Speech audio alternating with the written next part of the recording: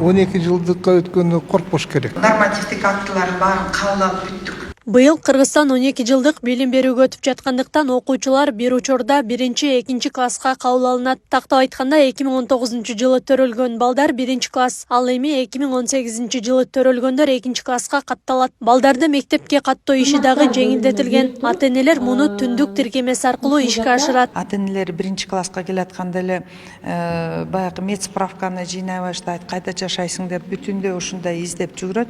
Азыр түндүк менен байланыштырдык, түндүк менен ЗАГС менен байланыштырдык, толугу менен саламаттык сактоо министрлиги, ошондой эле эмгекти коргоо, социалдык коргоо министрлиги менен дагы байланышып, баланын энеси кай жерде болсо ошол жерде пропискасына илип коюп атабыз. Түндүк системасы менен үйүндө отуруп эле баласын мектепке бекитип коюп атабыз.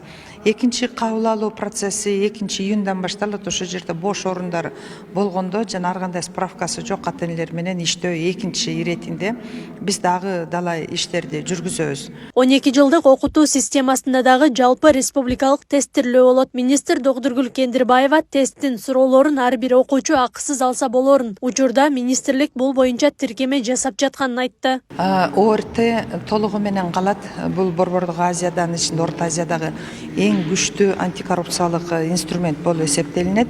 Бирок акыркы мезгилде бул жогорку окуу жайга өтөм деп эле бизнес сыяктуу баягы акы төлөп кетип атат. Мен азыр эле мугалимдерге сынымды айттым.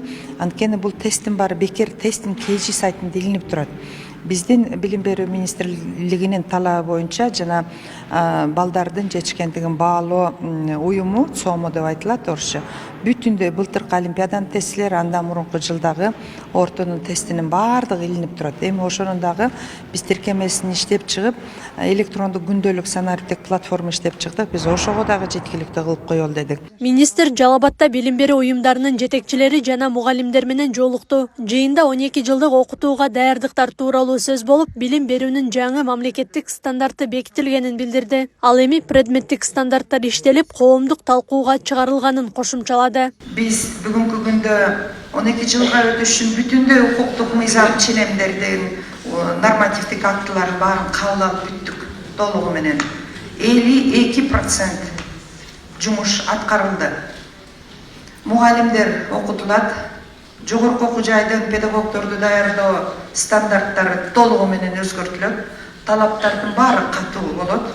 Жаңы окутуу системасынын окуучулар үчүн артыкчылыктары көп экени айтылды. Анткени мектептен эле кесипке даярдоого, жаңы педагогикалык ыкмалар менен сабак өтүүгө жана билим деңгээлин жогорулатууга шарт түзүлөт дешет. Жыйында окуу китептери, имараттар боюнча маселе чечилип жатканы кошумчаланды. 12 жылдыкка өткөнү коркпош керек.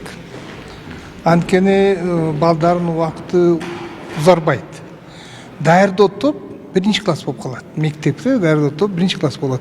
Ошону менен ошондой эле 12 жыл болот, бирок кеп башка да болуш керек.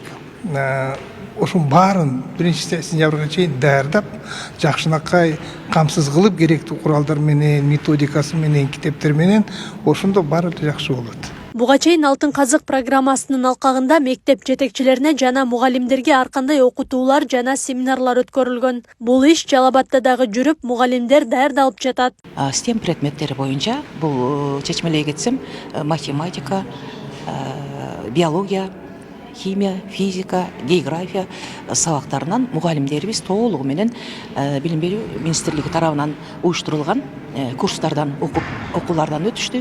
Ал мугалимдерибиз бизде 22 мугалимди түзөт. Андан сырткары мына ошол семинарда, курста үйрөнгөндөрүн учурда мектепте башка мугалимдерге да жайылтышып, окуучуларга ошол семинарда үйрөнгөнү боюнча сабактарды өтүп жатышат.